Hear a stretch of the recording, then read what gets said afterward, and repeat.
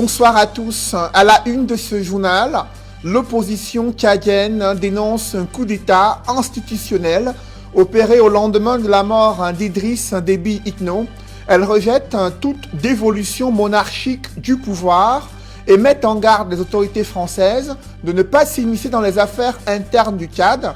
Dans ce journal, vous suivrez d'abord les derniers épisodes de l'ultime combat mené par Idriss Déby Itno, son regard sur ses 30 ans d'exercice du pouvoir au Tchad et la révélation exclusive de Succès Masra, leader du parti Les Transformateurs au Tchad et dernier opposant à rencontrer Idriss Déby Itno, c'était en mars 2021.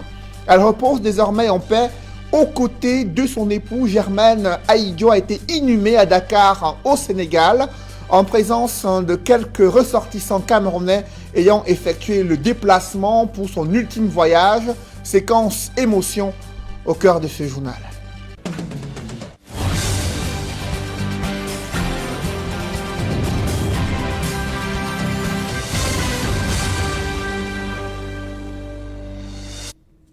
Merci de suivre cette édition complète de l'information sur Equinox Télévision. Les derniers épisodes de l'ultime combat mené par Idriss Déby Itno suscitent un vif intérêt au sein de l'opinion publique internationale. Lui qui s'était rendu au front de guerre contre des colonnes de rebelles au nord du Tchad, espérant venir à bout comme à l'accoutumée durant ses descentes et son soutien apporté à l'armée tchadienne, les choses ne se sont pas passées comme d'habitude. Le récit de ces derniers moments, c'est avec Jean-Paul Chouniat. La certitude inébranlable de ces dernières heures dans l'actualité sociopolitique au Tchad, c'est la mort du chef de l'État Idriss Déby Itno. Idriss Déby Itno vient de donner son dernier souffle en défendant l'intégrité territoriale sur le champ de bataille. Mais les circonstances de sa disparition ne font pas l'unanimité au sein de l'opinion nationale tchadienne et à l'international. D'après la version officielle du porte-parole de l'armée tchadienne à la télévision nationale, le maréchal président Idriss Déby Itno a succombé à ses blessures subies par balle au champ de guerre contre une colonne de rebelles du Front pour l'alternance et la concorde au Tchad, venue de la Libye voisine. C'est avec une profonde amertume que nous annonçons au peuple tchadien le décès ce mardi 20 avril 2021 du maréchal du Tchad, Idriss Déby Itno, des suites de ses blessures au front. Ce douloureux événement intervient le jour de la proclamation des résultats provisoires de la CENI qui plébiscite le maréchal du Tchad à la magistrature suprême au premier tour de l'élection présidentielle. Des observateurs avertis de la scène politique tchadienne soupçonnent le camp présidentiel d'avoir exécuté Idriss Déby Itno. D'aucuns ont qualifié sans détour de coup d'État masqué cette élimination brutale du chef suprême de l'armée tchadienne. Des prises de position de certaines puissances étrangères renforcent davantage la thèse d'un assassinat avec la mise sur pied à la va-vite d'un conseil militaire de transition aux ordres du général de corps d'armée Mahamad Idriss Déby, le fils du défunt président qui a aussitôt suspendu la Constitution et toutes les institutions de la République. Réélu pour la énième fois à la tête du Tchad, le régime trentenaire de Idriss Déby Itno a subi sa première offensive au nord du pays, le 11 avril 2021, jour même de l'élection présidentielle. Les forces loyalistes dans leur riposte annonçaient avoir neutralisé les rebelles et détruit un important arsenal militaire. Le maréchal Idriss Déby Itno aurait-il brigué un mandat de trop qu'il a finalement emporté à la grande satisfaction de son propre camp? Le flou et le doute persistent toujours sur les circonstances exactes de la mort du président Idriss Déby Itno, maréchal du Tchad. Il y a 8 mois, il venait d'être consacré maréchal du Tchad. Idriss Déby Itno accordait alors une interview au journaliste Alain Foka. Durant l'entretien, il a fait le bilan de ses 30 ans d'exercice du pouvoir. Pour Idriss Déby Itno, il est une figure politique ayant contribué à la stabilité du Tchad. Il a reconnu de nombreuses de nombreux facteurs ayant favorisé les tentatives de coup d'État et les rébellions dans plusieurs localités de son pays. Il se montrait plutôt optimiste, présentant sa philosophie et sa politique économique. Morceau choisi d'une dernière interview du président Idriss Déby Itno, c'est avec Sylvestre Hippolyte Zangaou. Tout juste consacré maréchal, Idriss Déby Itno se confie à Alain Foka. Parmi les sujets abordés dans cet entretien avec le journaliste figure la situation politique au Tchad depuis la cession du pays à l'indépendance. 5 années après son indépendance, nous avons connu ce qu'on appelait en son temps, ou ce qu'on appelle aujourd'hui, la révolte des paysans, et qui a été à l'origine le départ en fait de la suite, tout ce que nous avions connu dans ce pays. Beaucoup d'années de guerre, le pays occupé par le Nord, une partie par la Libye, la naissance de multitudes de rébellions dans le pays, pour ne pas dire que couronné pendant 8 années d'une dictature tragique que le monde n'ait jamais connue. La dictature évoquée ici par Idriss Déby Itno est celle du régime d'Hissène Habré. À la question de savoir s'il n'est pas comptable de cette gouvernance, vu qu'il a servi sous Hissène Habré, Idriss Déby affirme qu'il avait plutôt choisi de rester du bon côté de l'histoire. Je suis un soldat, j'ai choisi le camp de Habré pour la simple raison que les autres tendances politico-militaires étaient avec l'occupant, la Libye qui occupait une partie du Tchad. Un soldat de formation, je ne peux pas être avec des gens qui sont complices avec un pays qui occupe une partie de notre territoire. Quand j'avais estimé nécessaire que le temps était venu pour se dire les vérités, n'est-ce pas, j'ai pris ma décision et je suis parti. Idriss Déby renverse Hissène Habré et prend la règne du pouvoir. Il les tiendra durant une trentaine d'années. Pas très prolixe sur son bilan, Idriss Déby confie à Alain Foka que les Tchadiens et l'histoire le jugeront. Mais en ce qui concerne l'économie du Tchad, le président affirme que le défi de sa stabilisation est important à cause des conflits à répétition dans le pays. Il appartient aux Tchadiens, aux historiens, en fait, disons, de faire la part de la chose. J'ai été au moins du bon côté. Je n'ai pas flirté avec l'occupant. Si j'ai estimé nécessaire en 1993 de tenir la conférence nationale souveraine, ce n'est pas quelqu'un qui m'a imposé. Je vais vous dire maintenant une chose. Mitterrand m'a dit, c'est pas correct de faire une conférence nationale souveraine au Tchad, vous allez vous battre dans la salle. En présence du président fait bongo. Ah bon? Oui. J'ai dit, je le ferai. Ils m'ont dit, je ne te conseille pas. J'ai dit, je le ferai. La mise en marche de notre économie qui s'adosse sur un plan ambitieux que nous avons mis en place à partir de 1999, parce qu'il faut dire que 75% des ressources du pétrole ont été injectées dans l'économie du pays. Je disais souvent aux Tchadiens, attention, le pétrole est une denrée tarissable. Ne comptez pas sur le pétrole. Ne comptez pas sur le pétrole. Ne comptez pas sur le pétrole. J'avais dit ça plusieurs fois au Tchad.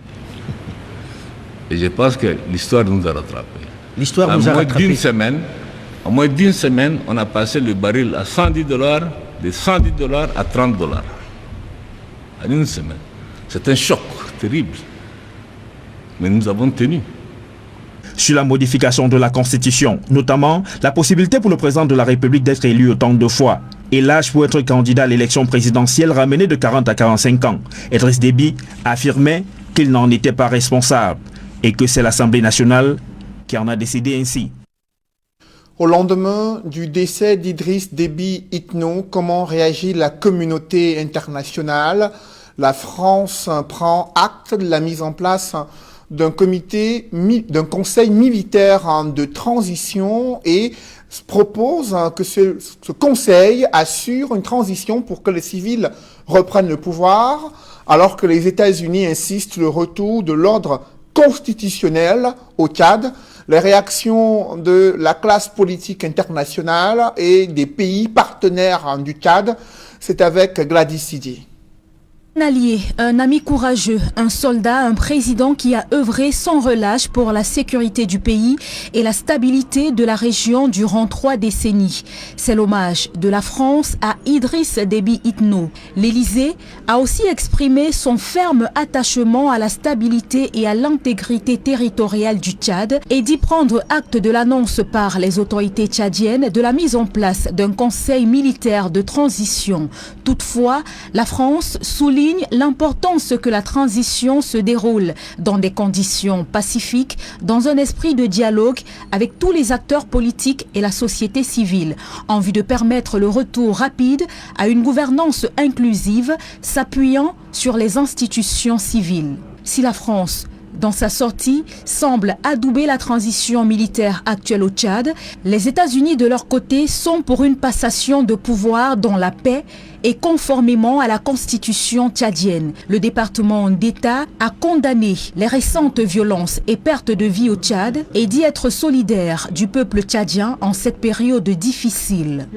De nombreux chefs d'État à travers le monde ont rendu hommage au président tchadien et présenté leurs condoléances à sa famille. Roch-Marc Christian Kaboré du Burkina Faso a salué la mémoire d'un grand panafricaniste, d'un frère engagé avec conviction et détermination dans la lutte contre le terrorisme dans le bassin du lac Tchad et au Sahel.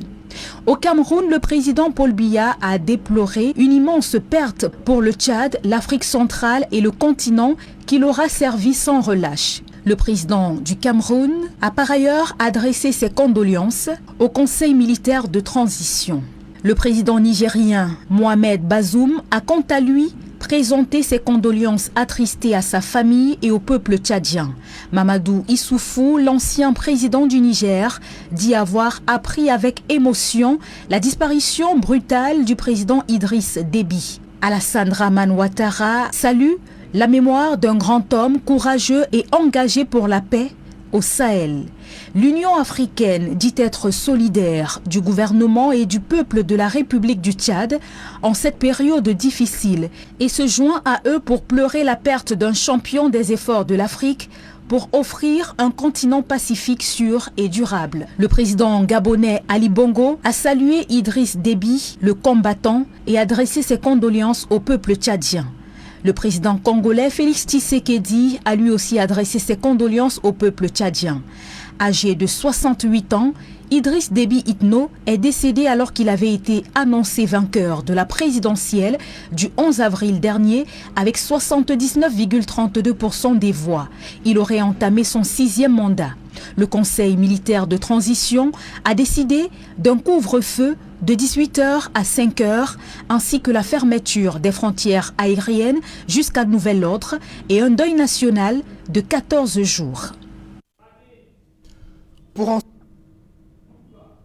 de l'opinion publique tchadienne et la situation qui prévaut dans ce pays, nous avons en ligne le leader du mouvement Les Transformateurs du Tchad, candidat déclaré à la dernière élection présidentielle. Succès Masra, âgé de 38 ans, a été exclu de cette élection à la suite de la modification de l'âge minimum des candidats, passé de 35 à 45 ans, selon la nouvelle constitution du Tchad. Il est économiste, il a exercé à la Banque africaine de développement, il a quitté ses fonctions pour entrer dans l'arène politique au Tchad, devenu une figure de proue. Il est l'un des derniers opposants à rencontrer Idriss Déby Itno le 16 mars 2021. Je vous le disais, nous avons en ligne Succès Masra. Succès Masra, bonsoir. Vous nous recevez depuis N'Djamena, la capitale du Tchad. Vous êtes sur Equinox Télévision. Bonsoir, je suis ravi d'être sur Equinox, que j'ai de temps en temps l'opportunité de suivre. Moi qui aime tant le Cameroun, qui est mon deuxième pays, parce que j'ai passé une partie de mes études au Cameroun. Donc merci en tout cas d'être là. Vous avez rencontré le président Idriss Déby Itno, c'était le 16 mars 2021. Durant vos échanges, qu'est-ce qu'il vous a dit et qu'est-ce que vous avez évoqué concernant la situation socio-politique de votre pays? La rencontre avec feu président Déby a eu lieu, vous l'avez dit, le 16 mars, mais à la suite d'une correspondance que nous lui avons envoyée, il y a déjà plus d'1 an, à la suite des marches organisées par le peuple, mais avec notre, en tout cas, détermination et notre contribution et notre appel, d'une certaine manière, à la suite du jour où il avait décidé d'annoncer sa candidature pour un 6e mandat. Le peuple tchadien a dit qu'il ne voulait plus de ce 6e mandat. Le peuple tchadien lui a adressé, à travers notre voix, 20 propositions pour un nouveau départ, pour permettre l'alternance dans ce pays où on a assisté à une confiscation du pouvoir pendant 3 décennies. Et donc, lorsque, au regard de tout cela, contraint d'une certaine manière à nous rencontrer, nous sommes allés au nom de ce peuple-là pour lui parler un langage franc. Ce que nous lui avons dit, c'est en partant d'un constat que lui-même avait fait. Parce qu'il a dit qu'il a pris le Tchad par terre en 1990, 30 ans plus tard, devant les gouverneurs réunis à Abéché, dans l'une des villes à l'est du Tchad, devant tous les présidents des grandes institutions civiles et militaires, il leur a dit que toutes les fondations du Tchad sont à terre.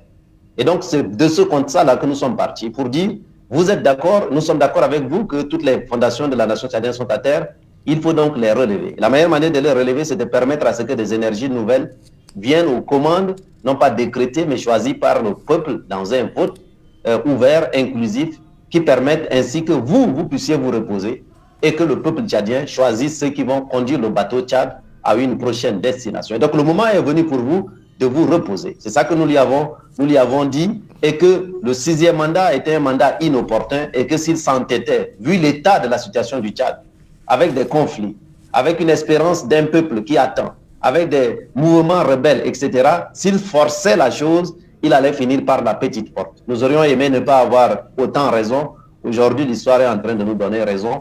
Voilà, il s'est entêté comme un pharaon dont le cœur s'est endurci et malheureusement, cela a conduit à la situation actuelle que nous connaissons, mais nous voulons regarder l'avenir parce que le peuple veut regarder l'avenir. Alors, Succès Masra, quelle a été la réponse d'Idriss Déby Itno durant cette audience qui vous a accordée? Lorsque vous avez fait part de cette intention pour vous de le voir quitter le pouvoir, comment est-ce qu'il a réagi?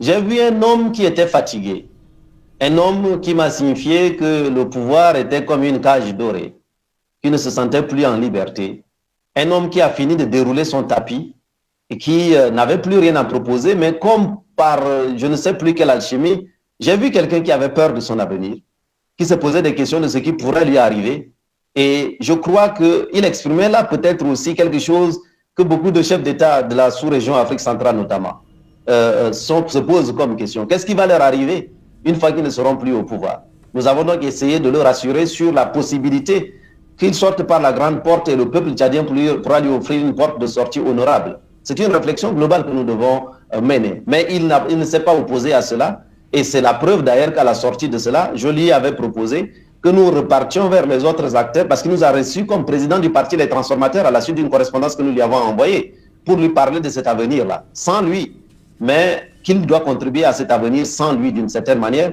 Mais nous ne pouvions pas nous arrêter à cela. Nous sommes revenus donc vers les autres acteurs politiques pour les consulter, et à la suite de cela, nous lui avons transmis le 29 mars une correspondance avec 5 propositions pour lui proposer justement une porte de sortie, tout en l'enjoignant de faire une déclaration solennelle d'adhésion à cela pour reconnaître qu'il se renonçait au 6e mandat.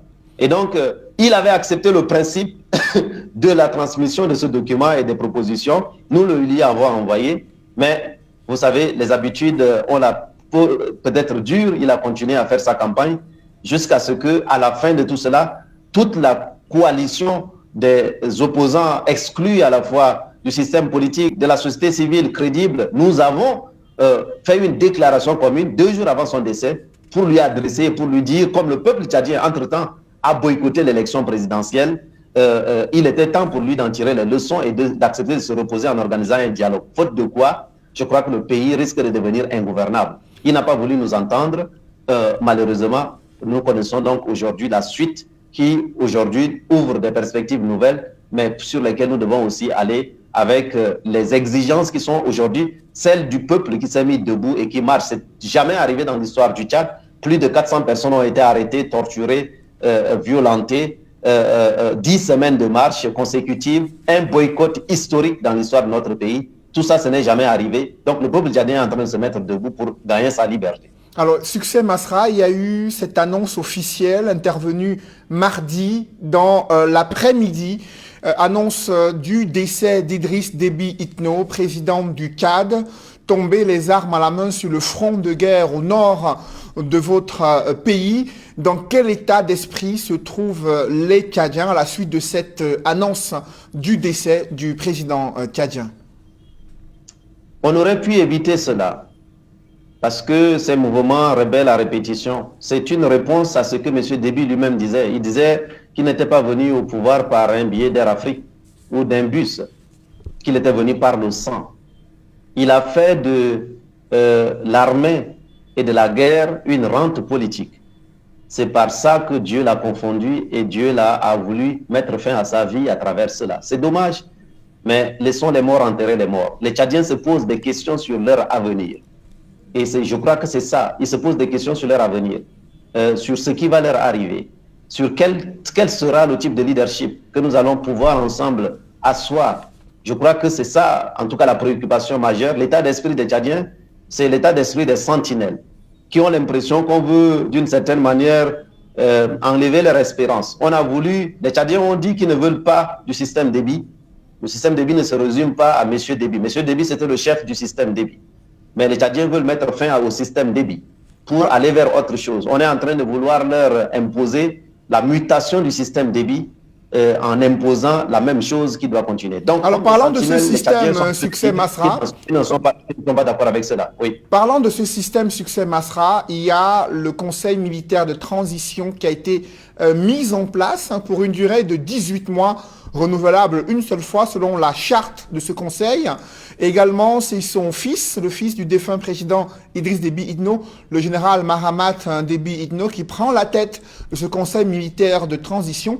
Que pensez-vous de la démarche menée par ces officiels de l'armée tchadienne? C'est un coup d'État.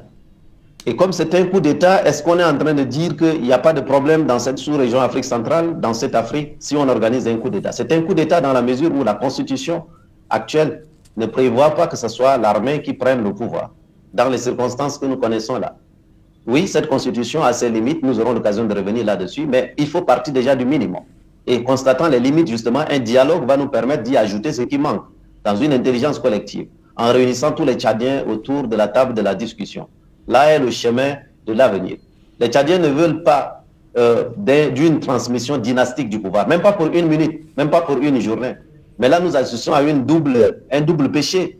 Le premier, c'est déjà de violer la Constitution. Et le deuxième, c'est de remplacer le père par le fils. Quelle est la légitimité que M. Déby, fils, on est en train de remplacer le père, ça devient quoi? Au nom du père, du fils et sans le peuple, d'une certaine manière.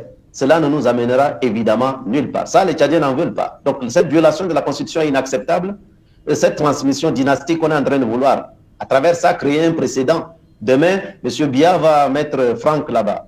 Ensuite, Théodorine va être mis en Guinée équatoriale. Et ensuite, on va mettre Denis Christel et on va mettre qui encore au Gabon, le fils de l'autre. Donc, est-ce que c'est ça que nous voulons dans cette Afrique centrale? Nous aurons l'occasion de peut-être de revenir là-dessus. Mais du coup, les Tchadiens, ce qu'ils veulent, c'est une transition par des Tchadiens, par des civils tchadiens, à l'issue d'un dialogue, et le rôle de l'armée, qui a d'ailleurs beaucoup de choses à faire et qui ne doit pas être embrouillé par les paiements des salaires, embrouillé par l'électricité, embrouillé par... Non, l'armée a du travail à faire sur le terrorisme, sur la sécurité des Tchadiens. Et donc, l'armée doit être au-dessus de tout cela, de la mêlée, être comme une sorte un peu de sentinelle qui doit observer. Monsieur Déby, fils, qui est en réalité plus jeune que nous a dépêché un émissaire, nous lui avons dit cela. Nous allons lui dire. Alors, vous parlez, je vous en prie, Succès Masra, doivent être décidés à l'issue d'un dialogue auquel tous les Tchadiens doivent prendre part. Là est le chemin de l'avenir. Et tous ceux qui veulent continuer le système Déby vont finir par la petite porte, comme le père l'a été. Et j'espère que le fils et tous ceux qui l'entourent ne vont pas être des sans-esprits qui voudraient accompagner un système pareil qui va aller vraiment vers l'impasse politique. Alors, Succès Masra, vous venez de déclarer que le général Mahamat Déby, président du Conseil militaire de transition, a envoyé un émissaire vous rencontrer. Quel était l'objectif, le message de cet émissaire et comment avez-vous réagi pour que l'opinion publique camerounaise, de la communauté de la CEMAC et internationale qui vous suivent sur Equinox puisse être mieux édifiée? Je lui ai dit ce que j'ai dit à son père. Voyez-vous, j'ai eu l'occasion d'aller le dire. Et donc, c'est que l'exclusion, l'injustice, la confiscation du pouvoir, qui devient une sorte de bundukrasi. Bunduk, chez nous ici, ça veut dire l'arme. La bundukrasi est différente de la démocratie. C'est le pouvoir des armes, d'une certaine manière. Ça nous conduira nulle part. Et que, en tant que, quelque part, petit frère, mais en tant que issu de la nouvelle génération, il ne faut pas qu'il s'embourbe dans ce qui est en train d'être fait là. L'essentiel, c'est les principes. Au-delà de qui va occuper quelle responsabilité, etc., c'est d'abord les principes. Je crois aux principes, aux valeurs, à une charte consensuelle, parce que je crois dans une sorte de ce que Mandela appellera une nation arc-en-ciel, où c'est l'intelligence collective qui doit présider. Je suis à la tête d'un parti qui s'appelle les transformateurs. Nous avons mis le nom au pluriel. Ce n'est pas par hasard. Je crois dans une combinaison d'énergie qui se mettent ensemble, qui rentrent dans un transformateur et se transformer en une énergie positive.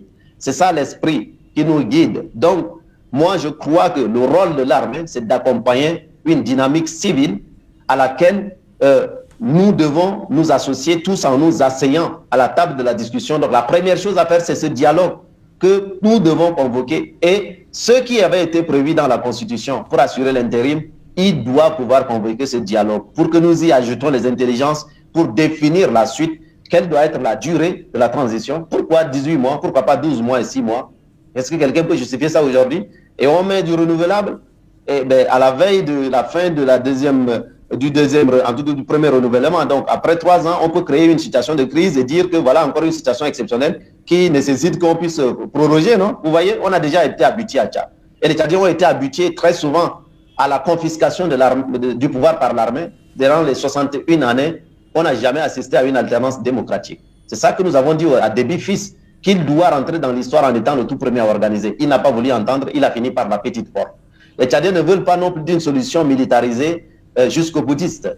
Entre les deux, c'est la solution de l'intelligence par un dialogue où on met toutes les énergies ensemble et on définit les piliers de la séparation des pouvoirs, de l'équilibre des pouvoirs, de l'indépendance, de la limitation du nombre de mandats, des mécanismes colonnes vertébrales sur lesquels plus personne ne reviendra. Là est le chemin d'avenir et tout le monde a sa place là-dessus. Mais nous ne devons pas décréter les gens parce qu'ils seraient issus d'une famille qui serait une famille aryenne ou je ne sais plus quoi, issus d'une race aérienne, si je puis m'exprimer, et qui aurait le droit. Et voyez-vous, l'ironie de l'histoire, c'est que on a voulu imposer le fils qui a 37 ans. Il est plus jeune que moi. Justement, Succès Masra, votre sentiment, Succès Masra, votre sentiment en observant que le fils d'Idriss Déby Itno, désormais président du Conseil militaire de transition, soit votre cadet, alors que vous avez été exclu du dernier processus électoral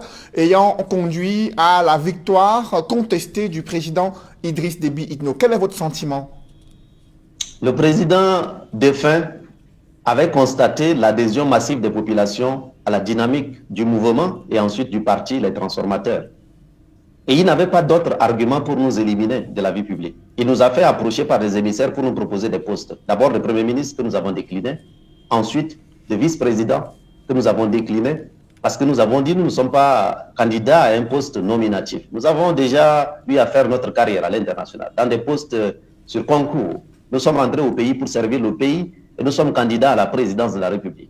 Et donc, nous ne sommes pas preneurs ni de l'argent, ni des postes nominatifs. Donc, il a compris qu'en réalité, la seule chose à faire, c'est de nous éliminer sur la base de la biologie.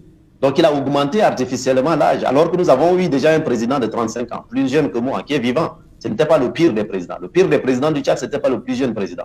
80% de la population à mon âge, j'ai exactement l'âge de M. Déby, quand il a pris le pouvoir. Et il n'avait pas d'argument. Donc, ils ont décrété que 80% des Tchadiens étaient immatures pour être présidents parce qu'ils avaient moins de 40 ans. Donc, il était prêt à renier l'histoire du Tchad, à insulter sa propre histoire à lui parce qu'il fallait éliminer ma modeste personne. Ils ont tout fait pour cela. Et maintenant, aujourd'hui, les gens qui étaient incapables de leur dire que c'était une bêtise pour chercher à éliminer 80% de la population, réduisant donc l'élection à ce que j'appelle l'apartheid électoral. Vous voyez une génération majoritaire qui a été exclue, c'est de l'apartheid. Et aujourd'hui, donc, comme par hasard, on veut imposer quelqu'un qui est plus jeune que moi. Vous voyez, ça montre bien que le combat que nous menons est un combat juste. Ça montre bien que si nous étions à l'élection présidentielle dans des conditions normales, nous aurons battu M. Déby. Et que du coup, nous aurons ainsi permis au peuple tchadien, parce que l'espérance de ce peuple est gigantesque et qui a cru dans la vision que nous portons. Ce n'est pas par hasard qu'il a été obligé de nous rencontrer avant son décès, parce qu'il a compris évidemment où se trouve la force politique dans ce pays aujourd'hui. Ce n'est pas Montfort, nous sommes au pluriel, nous nous appelons les transformateurs. Nous sommes venus clairement pour changer les choses, pas seulement pour notre pays, mais pour insuffler une dynamique. Et je veux m'adresser aussi aux Camerounais qui nous suivent, etc. Parce que cette dynamique doit être aussi une dynamique sous-régionale. Ayons cette ambition-là de transformer nos pays pour ne pas continuer à être dans cette léthargie des gens qui ont pris en otage nos peuples. Ça aussi, c'est un enjeu majeur pour l'avenir de notre continent, de notre sous-région surtout. Alors, succès Masra, le président français Emmanuel Macron est annoncé vendredi prochain à N'Djamena pour assister aux obsèques officielles du président Idriss Déby Itno. Comment avez-vous apprécié la réaction de la France à la suite de l'annonce du décès du chef de l'État tchadien et la mise en place de ce conseil militaire de transition? Je voudrais me concentrer à l'essentiel. L'essentiel, c'est les vivants, la vie des vivants pour l'avenir. Laissons les morts enterrer les morts. Mais pour cet avenir-là, moi qui vous parle, j'ai été formé dans la même école que le président Macron, à Sciences Po Paris. Je n'ai pas souvenir qu'on nous a appris là-bas à violer les constitutions. La France, dite pays des droits de l'homme, peut-elle prendre acte d'un coup d'État qui consacre la transmission dynastique d'un pouvoir? M. Macron est de notre génération. Et beaucoup d'Africains, d'une certaine manière, peut-être à tort d'ailleurs, ont pensé que la jeunesse de son âge pouvait lui donner une sorte un peu de, je dirais, un peu de flexibilité. La France est en train de faire une erreur. Il y a une nouvelle génération d'Africains. Regardez à travers le continent. J'ai parlé à des amis comme Ousmane Sonko au Sénégal et les autres. Nous avons mis sur pied l'inter-africaine progressiste. Il y a un mouvement pro-africain, pro-tchadien, pro-camerounais, pro-sénégalais, qui veut travailler avec la France pour l'avenir, mais qui veut dépoussiérer les relations qui ont toujours été entachées d'une considération de nos peuples, non, plutôt de nos territoires. La France doit apprendre à ne plus considérer les pays avec lesquels il a eu une relation historique comme des simples territoires. Et j'ai rappelé à travers une correspondance que j'avais adressée d'ailleurs au président Macron, parce que M. Déby, avant de mourir, a dit aux Tchadiens qu'il voulait s'arrêter à 2 mandats, mais c'est la France qui l'a obligé en lui envoyant un constitutionnaliste qui a modifié la constitution pour l'imposer. Donc le 3e mandat, le 4e et le 5e, c'est un bonus de la France, dit-il. Et j'ai dit au président Macron que le 6e mandat, les Tchadiens n'en veulent pas. Donc il n'a qu'à dire à Déby, si Déby est en train de mentir, qu'il nous le dise. Mais si Déby disait une vérité, ce n'est pas grave. Mais nous voulons regarder l'avenir sur de nouvelles bases. Le Tchad, mon pays, c'est un point majeur, a été le tout premier à répondre à l'appel du général de Gaulle pour venir à la rescousse de la France qui, à l'époque, était acculée par les nazis. Ce Tchad-là qui avait répondu là, avait des soldats qui étaient braves. Ces soldats n'avaient pas été formés par M. Déby. Indexer la relation d'un pays sur un homme, c'est la pire des bêtises. Et je n'ose pas croire que M. Macron n'a pas l'intelligence de comprendre ces choses, mais ils sont en train de manquer le coup et ils ont laissé des gens qui sont les premiers organisateurs du sentiment anti-français. C'était M. Déby qui était le premier à organiser le sentiment anti-français. La meilleure manière de poursuivre ce sentiment anti-français, c'est de laisser un autre M. Déby remplacer le père par le fils. Et donc la France s'est précipitée pour prendre acte. Prendre acte de quoi? Du coup d'État? Prendre acte de la transmission dynastique du pouvoir? Je vous dis, je tombe des nues. Et donc je crois que c'est fondamental de lire l'histoire, mais de lire surtout l'avenir. Nous sommes une nouvelle génération. Nous autres, nous avons été formés par les mêmes écoles. Et croyez-moi, je n'étais pas dernier à Sciences Po Paris. Voyez-vous? Et j'ai comme ça dans mon équipe des gens qui ont fait partout. Nous avons fait Harvard, Oxford, Sciences Po, les Polytechniques, Saint-Cyr, West Point, etc. Dans les mêmes meilleures écoles que eux. Et on vient nous dire dans notre pays, d'ailleurs, la France a été silencieuse lorsque j'ai été éliminé injustement de la possibilité d'être candidat. Aujourd'hui, ils adoubent quelqu'un qui est plus jeune que moi d'une certaine manière, et je crois qu'ils ont encore le temps de revenir en arrière. Vous savez pourquoi? Parce que même déjà entre hier et aujourd'hui, on a dit qu'on avait dissous le gouvernement. Aujourd'hui, on vient de dire qu'on a remis le gouvernement. J'espère que demain, on va dire qu'on a dissous le Conseil militaire de transition. C'est ça la voie de l'avenir. Donc, s'il veut venir aux obsèques entre deux larmes qui seront versées, je veux qu'ils se souviennent de cela. Je souhaite au nom de ce peuple tchadien-là qu'ils se souviennent de cela. Au nom de ces nouvelles générations qui ont été formées même dans les mêmes endroits que lui, qu'ils se souviennent de cela. Ce que nous sommes en train de dire, c'est la cristallisation de la colère. Je connais mon peuple et mon peuple est très en colère. Donc ceci est une dynamique qui est une dynamique sous-régionale, continentale, et la France doit plutôt avoir des amis qui sont des peuples. La France ne peut pas perdre un ami à travers M. Déby. La France doit se préoccuper de perdre un ami à travers le peuple tchadien. Là est l'enjeu pour l'avenir. Et c'est à l'aune de cela que nous allons, en tout cas, regarder et observer. Donc, le Tchad est en train d'observer la France. C'est une dernière observation d'une certaine manière. C'est cette nouvelle génération abondante qui le fait, en tout cas. Merci pour cette réaction. Succès Masra, leader du mouvement des transformateurs du Tchad. Vous êtes l'un des derniers leaders politiques à rencontrer le président Idriss Déby Itno. C'était le 16 mars 2021. Réaction exclusive sur les antennes d'Equinox Télévision. À présent, les images de cette inhumation de Germaine Aïdjo aux côtés de son défunt époux. D'abord, vous le voyez, le cortège funèbre à Dakar, la mobilisation de quelques ressortissants camerounais. Ils ont fait le déplacement pour l'accompagner à sa dernière demeure, des Camerounais résidant au Sénégal et à Dakar, la capitale sénégalaise. Ils sont venus l'accompagner à sa dernière demeure et sa tombe située juste à côté de celle de son époux, le premier président de la République du Cameroun, Amadou Aïdjo. Vous le voyez comment des gens se mobilisent pour porter sa dépouille afin de procéder à l'inhumation. C'était cet après-midi à Dakar au Sénégal. Des Camerounais qui se sont réunis pour rendre un dernier hommage à Germaine Aïdjo. La famille du premier président de la République du Cameroun a reçu les condoléances du président Paul Biya et son épouse. Nous y reviendrons.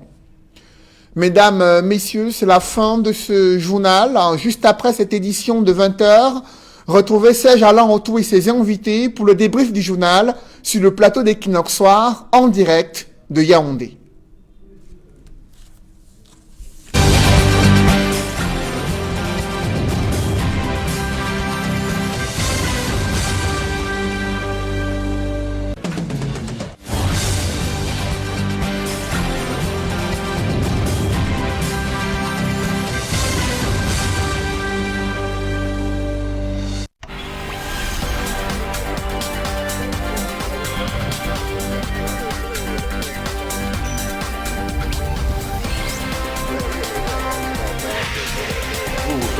Vous avez suivi dans le journal tout à l'heure les réactions, quelques réactions qui nous intéressent. Nous avons fait, c'est un morceau choisi, les États-Unis qui demandent un retour de l'ordre constitutionnel au Tchad, la France qui décide de prendre acte de la mise en place du CMT, Conseil militaire de transition.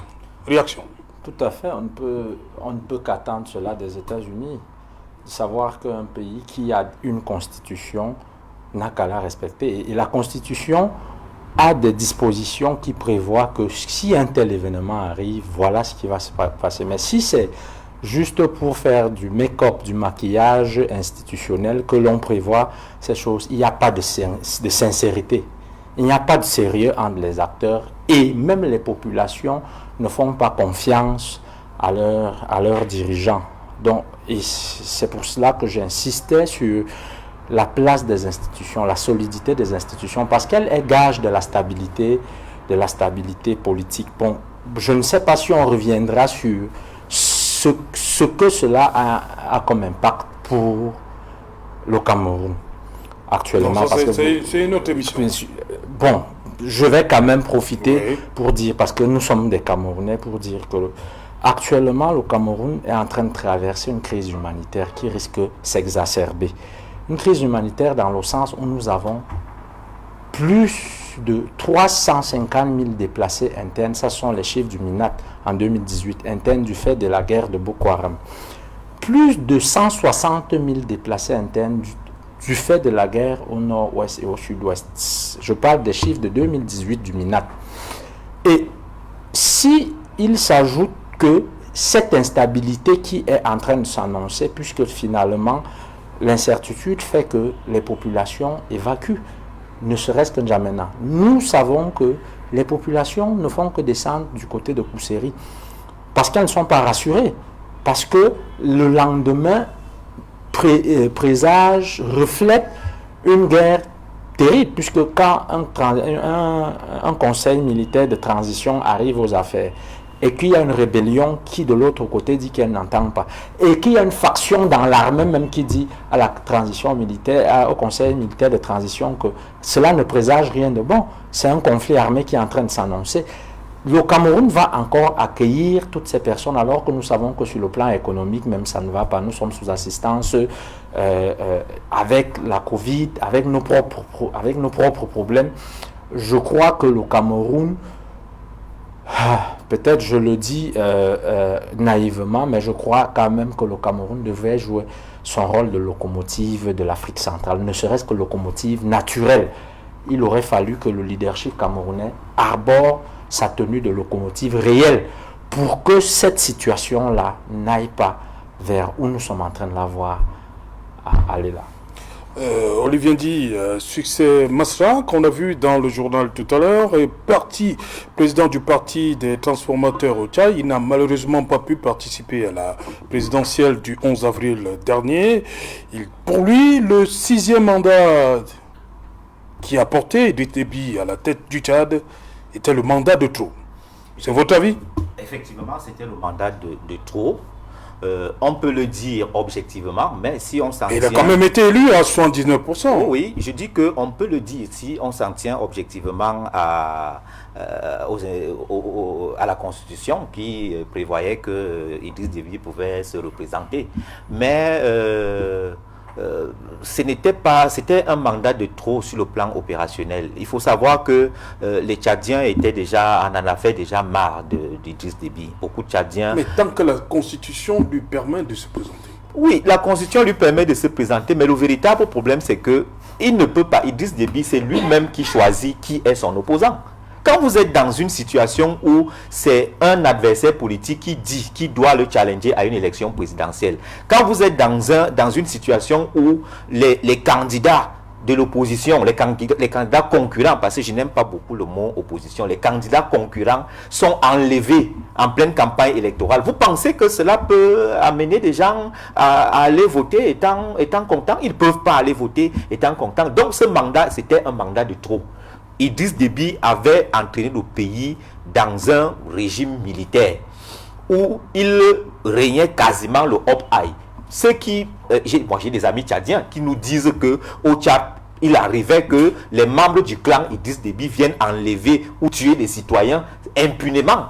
Vous voyez, dans ce type de fonctionnement, on ne peut qu'aboutir soit à l'assassinat du président, soit alors à une désaffection totale, un abandon total de la chose politique à celui qui croit avoir le pouvoir. Donc pour moi, c'était un mandat de trop pour plusieurs raisons. La première raison, c'est que Idriss Déby n'était plus capable d'assurer la stabilité aux Tchadiens. Et lui-même, Masla Succès l'a dit tout à l'heure, que lui-même, à un moment donné, manifestait l'envie de partir. Mais on dirait qu'il était captif de son clan qui tire forcément des ficelles dans la gouvernance chaotique que lui-même a contribué à instaurer au Tchad. C'était effectivement un mandat de trop qu'il ne fallait justement pas. Parce que le résultat, il est là aujourd'hui. Idriss Déby a été assassiné. Et comme je l'ai dit dans mon propos liminaire, Idriss Déby ne pouvait pas avoir été assassiné par les membres, les rebelles.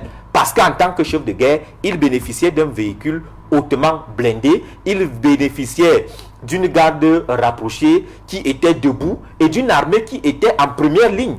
Et donc, pour qu'on arrive à atteindre un chef de guerre de ce niveau-là, il fallait être dans la maison, et c'est ce qui s'est passé. Et cela arrive parce que justement lui-même n'était plus aimé. Et la désaffection avec Idriss Déby, il faut le dire, vient du fait que dans son propre camp, il avait voulu un de ses cousins.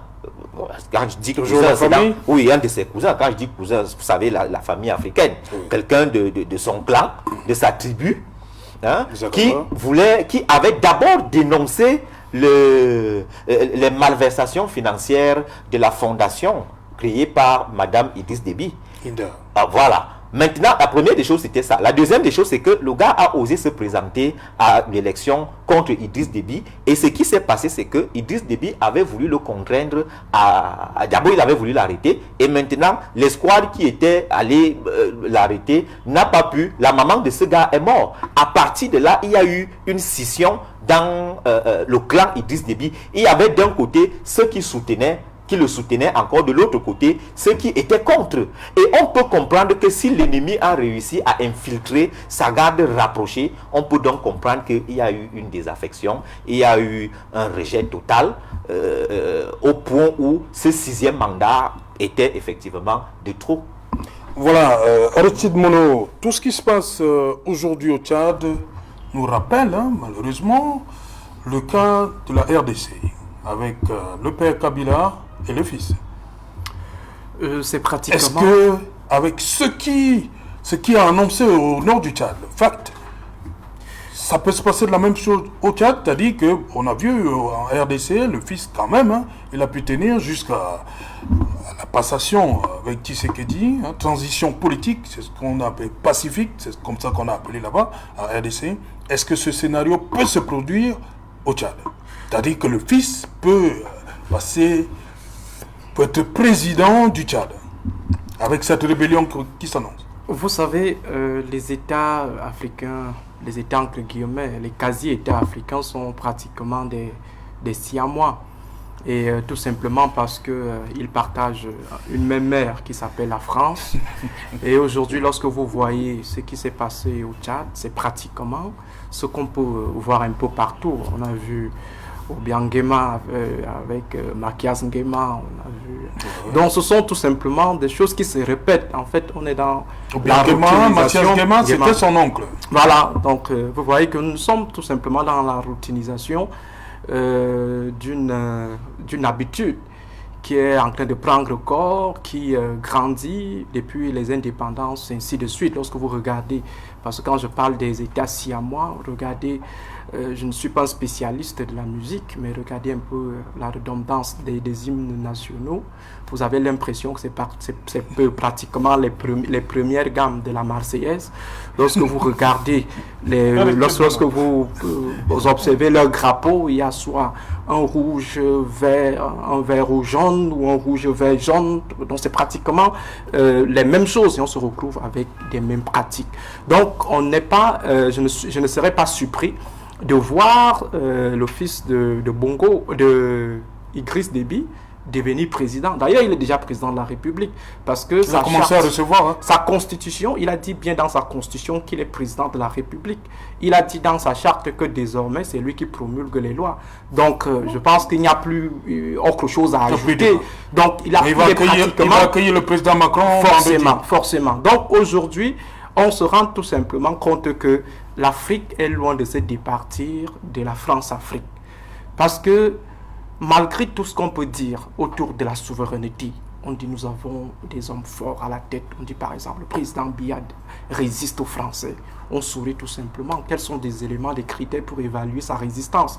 Étant donné qu'on a des éléments plausibles qui prouvent que nous ne sommes pas encore sortis de la France-Afrique. On vous dit le président équato-guinéen est en train de faire la grosse tête face à la France, mais vous ne pouvez rien faire parce qu'économiquement, vous ne tenez pas. C'est la France qui vous défend. Militairement, c'est la France qui est obligée de venir de temps en temps vous apporter une certaine aide. C'était le cas du Tchad. Donc aujourd'hui, je pense que l'office qui arrive, clan 7 ans, déjà le commandant de la garde présidentielle, je me demande quels sont les critères qui ont présidé au choix de ce jeune homme. Et la nomination est discrétionnaire. Hein. Effectivement, on peut... Idriss Déby Itno avait peut-être plus confiance en son fils qu'aux autres. Comme il pouvait également le nommer comme potentiel successeur au cas où les choses tourneraient au gramme. Donc je pense qu'aujourd'hui, ce qu'il faut plutôt faire en tant qu'Africain, c'est de pleurer l'Afrique. Même si Macron aujourd'hui semble beaucoup plus pleurer que nous autres, parce qu'il arrive rapidement, et pourtant au niveau de la sous-région, les gens ne pleurent pas trop. On n'a pas vu des présidents de la sous-région annoncer leur présence au Tchad pour aller pleurer leurs frères. Mais Macron, il est plus affecté, il semble beaucoup verser des larmes que nous autres Africains, et c'est soupçonneux parce qu'on se dit que au-delà de tout, les papis de l'Afrique centrale estiment qu'il n'y a vraiment pas grand-chose à tirer de cette histoire, alors que la personne qui tire des réels bénéfices de la situation tchadienne aille tout simplement pleurer son mort. Donc Macron est en train de pleurer son mort, et je pense seulement que je suppose, je présume qu'il va également assumer la responsabilité du chaos au Tchad, parce qu'au-delà de la responsabilité des peuples africains, il y a la responsabilité de la France. Un jeune homme de moins de 42 ans, je pense qu'il a quel âge Macron, 42 ans ou 43 ans, un jeune homme qui commente des gens dont la moyenne d'âge est autour de 80, 70 ans. Donc vous voyez tout simplement que l'Afrique a encore du chemin devant elle, surtout l'Afrique francophone. Et cela part du fait que le pouvoir en Afrique francophone ne vient pas du peuple.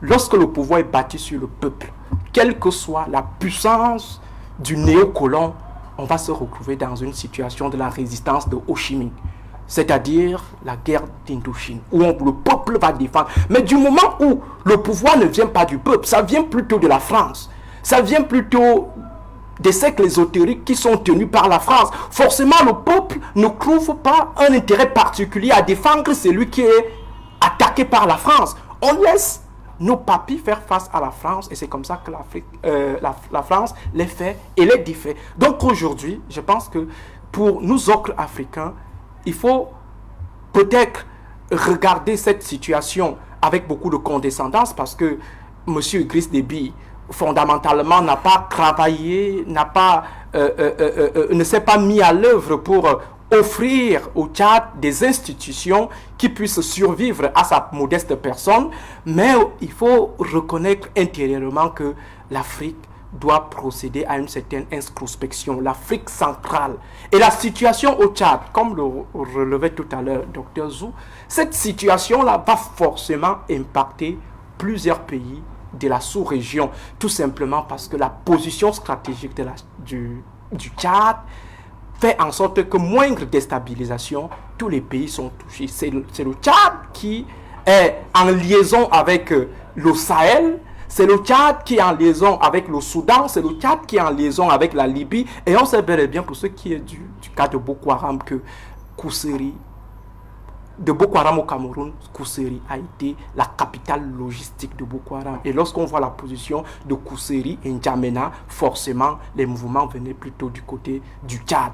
On sait aujourd'hui que le Tchad, Idriss Déby, nous a apporté une certaine aide dans la stabilité de la sous-région. Au moment où le Nigeria refusait le droit de poursuite au Cameroun, le Tchad avait la possibilité, la bataille de Gambourou. C'est le Tchad qui permet à ce que Gambourou, qui est une ville frontalière à la ville de Fotokol, bon, à l'arrondissement de Fotokol, parce que ville c'est comme c'était un peu moderne, disons l'arrondissement de Fotokol. Vous voyez que à ce moment, le Cameroun a été nez à nez avec Boko Haram. Boko Haram faisait ses entraînements en face, le Cameroun était en train d'observer parce que n'ayant pas le droit de poursuite. Mais le Lucky Luke de l'Afrique centrale est arrivé, il a délogé les gars, même s'il y a eu après un retour. Et maintenant, avec sa disparition, qu'est-ce que la sous-région va devenir en termes sécuritaires? Et maintenant, si le Tchad devient un sanctuaire des groupes terroristes, des groupes criminels, devient une terre de transit, forcément la RCA va rentrer dans une autre spirale. d'insécurité, le Cameroun pourra également connaître un regain de Boko Haram parce que le Tchad ne pourra plus contenir ces transhumants qui viennent du Soudan, qui viennent peut-être de la Libye. Je pense qu'il ne faut pas voir cette situation comme si c'était une affaire totalement du Tchad. C'est une affaire de l'Afrique et surtout de l'Afrique centrale. Voilà, Dr Zou, dans cette situation, tout ce qui se joue actuellement au Tchad, qu'est-ce qui vous dérange le plus? C'est le fait que ce soit le fils d'Idriss Déby Itno qui remplace son père dans un pays où les institutions sont censées fonctionner normalement. En fait, c'est le patronyme qui dérange. Je vous ai dit tout à l'heure que le scoop, c'est que Idriss Déby soit mort. C'est-à-dire, c'est ça l'information. Oui. Ce qui arrive après là ne nous surprend pas. Parce que Aristide ne fait que parler de quasi-État pour vous dire qu'il n'existe pas d'État. Dans des logiques perpétuelles de patrimonialisme, ce n'est qu'ainsi qu'on pense. Voilà pourquoi, d'ailleurs, depuis, je voulais peut-être pas faire cette petite analyse sur d'où serait venue la mort de Déby. Effectivement, un chef de guerre, l'instance politico-stratégique, ça veut dire le logiciel de la guerre, c'était Idriss Déby.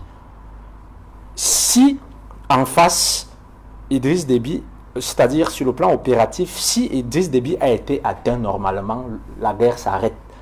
À ce moment, la guerre s'arrête parce que la guerre, ce n'est pas simplement le fait de couler le sang, si c'est cela au plan polémologique, mais sur le plan stratégique, c'est de soumettre son adversaire. Une armée où vous avez atteint le logiciel, une armée dont vous avez atteint le logiciel, ça veut dire que la guerre s'arrête. Le logiciel a planté parce qu'on a atteint le cerveau, qui est Idriss Déby, qui le maréchal a été atteint. La guerre s'arrête. Et puis vous déposez les armes, vous reconnaissez que l'adversaire a pris le dessus. Mais pourquoi est-ce que, malgré que l'on a donc touché le logiciel, les personnes qui sont donc venues attaquer l'armée tchadienne sont toujours en train de dire qu'en fait, nous n'avons même pas encore atteint l'objectif, puisque Déby est parti, mais Déby est resté. Alors, est-ce que l'enjeu n'était effectivement pas pour ceux qui veulent garder le pouvoir, parce que je soupçonne davantage que c'est un clan qui est aux affaires et qui a fait Déby prisonnier de leurs propres intérêts, de façon à ce que c'est toujours le mot Déby le nom Déby qui est un trait d'union et qui fait un consensus. Suivez mon regard, lorsqu'à un moment donné, on nous fait comprendre au Cameroun que Paul pourrait partir, mais Franck est là. Le trait d'union, c'est le nom de famille, c'est le patronyme là.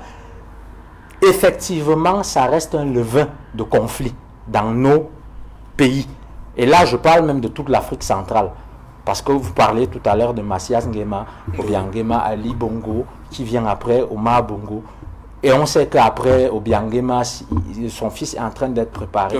C'est un levain de guerre. C'est des facteurs conflictogènes permanents. Et c'est pour ça que je parlais de la circulation même de l'élite. Comment est-ce qu'on va construire une élite? Lorsqu'on parle de l'alternance politique, on veut une démocratie. Comment est-ce qu'on va construire une élite circulaire, construire des classes alors que une classe moyenne, alors que c'est les mêmes personnes qui restent là de père en fils, ça devient des monarchies et ça crée une saturation de frustration au cœur des populations, mais pas seulement au cœur des populations, c'est aussi des ponts pour la main étrangère. En fait, la main étrangère, si vous voulez, on parle beaucoup de la France depuis là, ne peut que défendre ses intérêts et profite de la situation que vous-même vous créez. Vous créez vous-même un chaos ou alors vous lui permettez d'utiliser ce que vous faites comme engrais à la situation de la protection de ses intérêts. Aucune culture stratégique n'est pensée de façon à dépersonnaliser le pouvoir et regarder dans des logiques de développement durable la protection de nos États. De dire que normalement, si Idriss Déby est mort de la main de la rébellion, pour que la guerre cesse tout de suite, la Constitution doit être appliquée. On dit aux rebelles, n'est-ce pas? Vous avez dit que le problème, c'est... Puisque quand vous lisez le communiqué des rebelles, c'est qu'ils veulent que des élections libres et transparentes soient organisées. C'est ce qu'ils disent, du moins.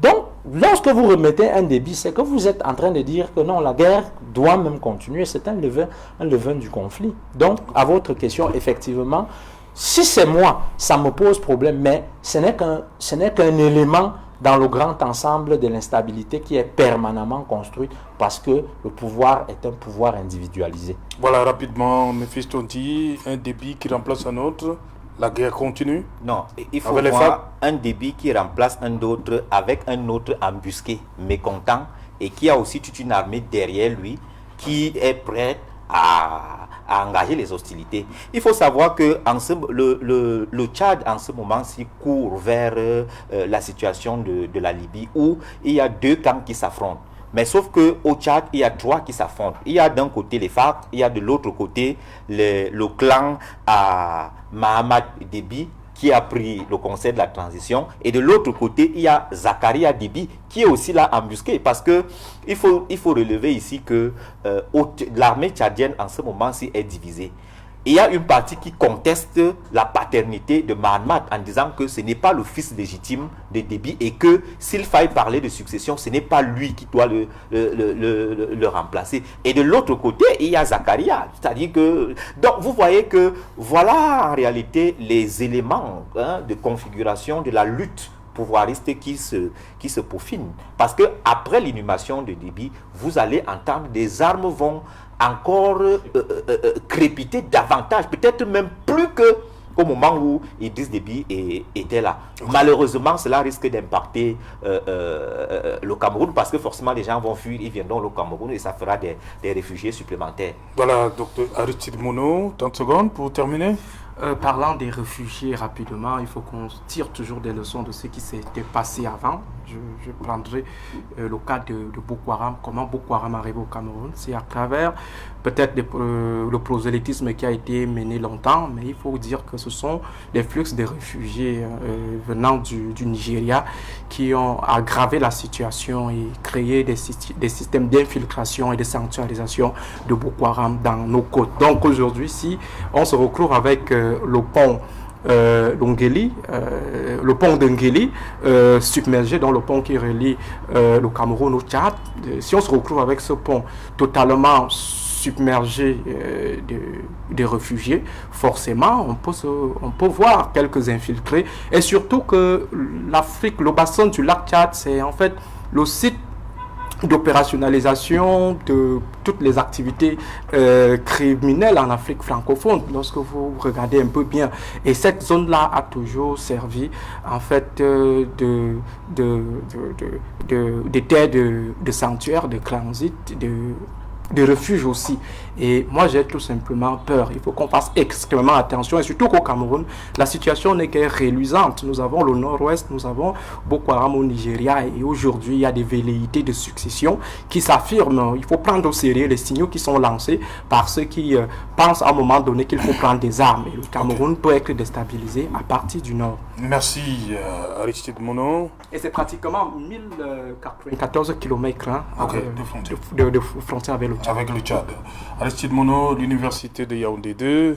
À côté, Marcel Olivier Ndi, université de Yaoundé 1. Et Dr Djou, université de Ngaoundéré.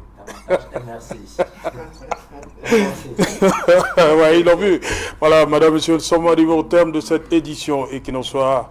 Rendez-vous, il est pris pour demain, pour le 4e numéro. Bonsoir, Lembe Yezoum.